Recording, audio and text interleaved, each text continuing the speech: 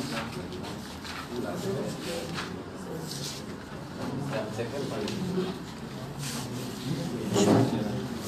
ne touchez pas sur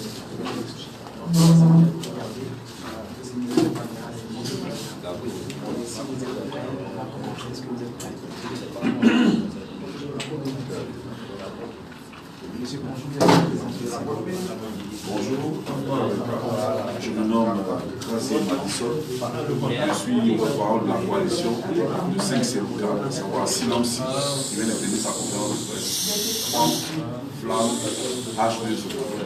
Voilà. Succinctement, quelles sont les priorités que vous portez contre l'administration aujourd'hui? Moi, je veux résumer succinctement ce que toute la coalition reproche, n'est-ce pas, à la gestion du directeur général. Nous pensons tous, et tous les agents avec aujourd'hui reconnaissent que le DG actuel a dévoyé toutes les missions de notre administration. La gestion qu'il fait est aux antipodes des règles normales de la gestion administrative. Donc voilà un peu ce que nous reprochons au DG. Est-ce qu'on peut aller un peu en profondeur? Est-ce qu'il est fautif sur le plan financier? Est-ce qu'il est fautif sur le plan administrationnel? Où sont ces Nous pensons qu'il est fautif parce que depuis 5 ans, nous avons perdu notre directeur général adjoint. Normalement, c'est le directeur général qui fait une proposition au ministère pour pouvoir nommer un directeur général adjoint. Aujourd'hui, ce poste est vacant pour rien. Et ça pénalise le fonctionnement de l'administration. Aujourd'hui encore, nous constatons que le DG refuse des mesures simples qui pouvaient, n'est-ce pas, des mesures de bonne gouvernance simples qui pouvaient, n'est-ce pas, améliorer la performance financière de notre secrétaire. À savoir simplement connecter, vous avez suivi tout à l'heure le secrétaire général, connecter le service de recouvrement au serveur du réseau SIDA, le serveur de la douane, qui a des chiffres plus fiables. L'État fait confiance plus aux chiffres de la douane que tous les autres chiffres. Mais le DG refuse de se connecter à ce service-là. Nous pensons que c'est un dessein qu'il le fait. Et vous dites aussi que vous avez des problèmes sur le matériel, c'est ça? Effectivement, le manque de matériel est très criard.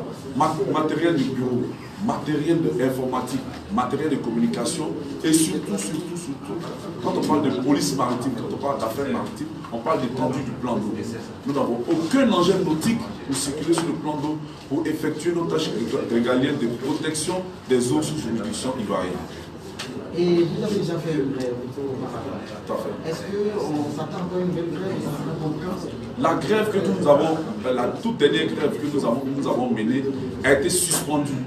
Juste pour donner le temps à M. le ministre d'accéder à une seule revendication qui pouvait apaiser la colère des agents, c'est-à-dire arracher la gestion financière de la Direction générale des affaires maritimes au DG actuel pour pouvoir vraiment faire partager ça de façon transparence, pour faire profiter d'une transparence toute la direction et le trésor public.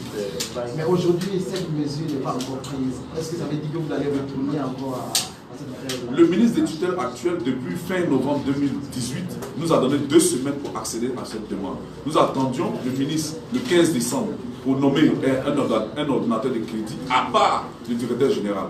Jusqu'alors, rien n'est fait. Nous pensons que le ministre est en train de nous révéler ici son impuissance face à prendre une telle mesure. Et donc, pour cela, nous allons prendre prenons acte et nous allons prendre nos responsabilités très bientôt. Je dis que la grève n'a été que suspendue. Nous pouvons la reprendre à tout moment. Et est-ce qu'il y a peur que prendre la grève, ça va paralyser cette économie ivoirienne? Effectivement, nous pensons que si nous paralysons l'économie maritime quelques jours, mais les mesures qui vont être prises vont, n'est-ce pas, régler le problème de l'économie maritime pour des dizaines d'années. Et comment se porte cette économie maritime là aujourd'hui selon vous? L'économie maritime, nous avons des structures sous tutelle comme le port qui ne sont pas sous tutelle en fait parce que celui qui est là, comme on dit tout à l'heure, le DG ne maîtrise pas vraiment la gestion et le management de l'économie maritime. Donc il réagit et il gère par cette administration. Nous pensons que ce n'est pas normal. Si nous avions quelqu'un qui avait une vision qui peut vraiment relancer l'économie maritime, je vous donne un seul exemple. Les affaires maritimes ont institué des taxes comme le droit de trafic maritime. Le droit de trafic maritime a été institué lorsque, en 1989, la flotte maritime ivoirienne a disparu. C'est-à-dire Citram et tout toute cette flotte-là, à un moment donné, est partie. Et donc, c'est cet axe-là, l'objectif qui était derrière des concepteurs de cette taxe, pourquoi le gouvernement a accepté, pourquoi les opérateurs ont accepté. L'objectif était de faire acquérir des moyens de transport, des bateaux à l'État de Côte d'Ivoire. Comme ça, l'État de Côte d'Ivoire n'allait plus subir le dictat des opérateurs de transport étrangers. Vous voyez que si nous-mêmes nous transportons nos cacao, si nous-mêmes nous transportons nos bétons, nos produits manufacturiers qui arrivent, nous allons payer moins sur le marché. Voilà des raisons pour lesquelles nous avons créé cette taxe pour pallier à ça. Mais aujourd'hui, 10 ans après, l'État de Côte d'Ivoire n'a aucun bateau avec cette. Mais quand même performante cette administration maritime. L'administration maritime performante. Bon, l'administration maritime actuelle regorge de cadres émérites. Mais nous avons à la tête de notre administration, je suis désolé, mais un dirigeant qui ne sait pas, qui n'est pas un bon maître d'orchestre. Pour être, voilà, c'est ce que je peux dire. Oui, mais aussi, est-ce qu'aujourd'hui, c'est vous réclamez sa tête qu'il parte ou bien qu'il revoie sa politique? Nous avons demandé plusieurs fois qu'il revoie sa politique. Il refuse. Donc, pour nous donner tort, il doit revoir sa politique, faire toutes les recommandations, prendre toutes les mesures nécessaires, mettre les agents au travail, pour nous donner tort. Mais aujourd'hui, il est en train de transformer cela en un problème personnel. S'il part, c'est clair qu'aujourd'hui, c'est lui qui gangrène l'administration. S'il part, en tout cas, ça sera bien pour tous les agents. Avant de dernière question, votre syndicat a composé le premier élément. Il y a combien de personnes aujourd'hui? Nous avons au total 6 syndicats en notre sein, au sein de notre coalition. Aujourd'hui, les affaires maritimes ont près de 800 agents. Je peux vous assurer que la quasi-totalité des agents sont avec nous dans ce combat-là. Nous sommes à la fin de cette interview. Quel est votre mot de la fin? Quel mot fort vous avez envoyé? Le mot de la fin que je vais envoyer, voilà ici un audit, un rapport d'audit.